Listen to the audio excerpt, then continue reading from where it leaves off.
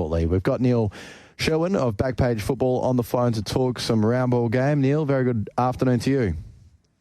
Yeah, hi, how's it going? Yeah, really well, thanks. Firstly, saw the announcement and the season launch of Perth Glory for 2025/2026. I think there's some Glory fans who would be a little bit worried about the season ahead, but from the off-season and the moves they've made, what do you think this season has in store for them? Oh, yeah, I think everybody's right to be a little bit worried back-to-back wooden spoons. Finishing bottom of the ladder in successive years doesn't leave much room for optimism. From the positive side, I think they've brought in some good experienced players, so hopefully it won't be a third spoon. But it'd be nice to see them get some results on the board early. They've got a lot of their home games, the first run of games are at home, so that's always an advantage. Not having to travel as much, but if they don't, it makes it a bit more difficult, obviously, when they have a run of away games later in the season. So they need a good start. Talk of some injuries today with Mark Berrigetti and Sam Sutton likely to be out for the weekend, and Tom Lawrence not match fit. So we're already into the not having the strongest team available scenario. But against Wellington, it's a real opportunity to lay down the standard for the year. If they do want to push potentially for finals, it's the sort of game they should be looking to win. And that's where expectations seem to be from the club. 5 minutes away, Ascot race number 6, punters. Get your bets on there. Talk to us about this signing, Tom Lawrence. I mean, on paper, I must admit I don't know too much about him, but his resume reads okay for a Perth Glory signing. He was once on Man United's books, spent 5 years at Derby County in the Championship, has spent 3 years at Rangers, obviously in the Scottish Premier League. So that's a decent resume for an A-League signing. What do you know about him? Yeah, look, he's a player that I definitely know of from his championship days. I think if he was signing for any other A-League club, it'd be seen as an amazing signing, but there's always seems to be a catch with Glory and their visa players when they come in, not since Diego Castro, really. So he's been training by himself. He says he's feeling great. He's of a good age in A-League terms. He's 31. And again, on paper, he's exactly what Glory needs. Somebody to link the midfield to Adam Taggart, because that was a glaring issue last season.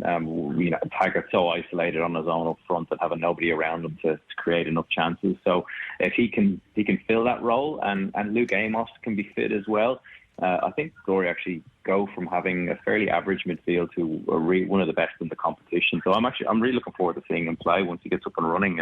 But there is that element of let's wait and see.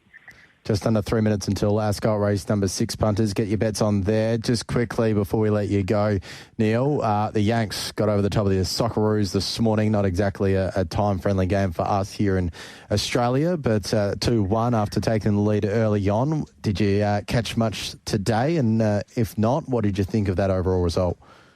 Oh, look, I've been following, and I did catch most of the highlights today, this afternoon. I watched back at a bit of it, and Jordy Boss scoring again is a great story. He's doing brilliantly in the Netherlands with Feyenoord. Player A-League product who's gone over there and done great. So that's a positive. Obviously, beating Canada was good. Aaron Kunde getting another goal at international level is nice. But like most Tony Popovich's games, very difficult to watch in terms of their pragmatic approach. 5 at the back. Let's not concede and go from there. And it was kind of surprising for them to take the lead and not get a result from the game. And it's also Popovich's first loss since he's taken over the role. So, time for them to step back and assess this window, because they don't have many more games left before the business stuff happens at the World Cup. Looking forward to it indeed. Neil, we've got the CEO of the Perth Glory coming up in about an hour's time.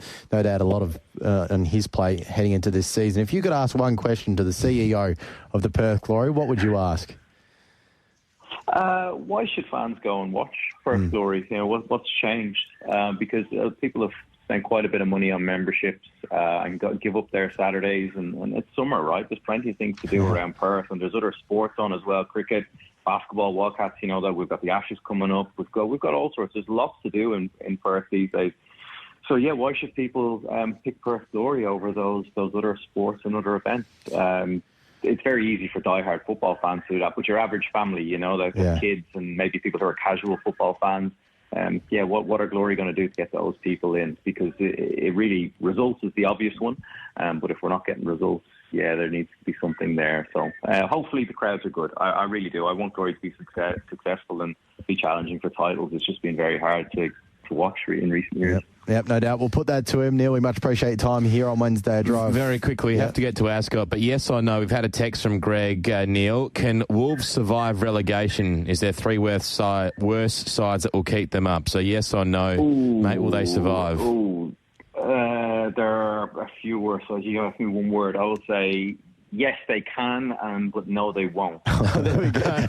That's a good way around about doing it. Well done, Neil. Appreciate your time. Yeah, sorry. Thanks.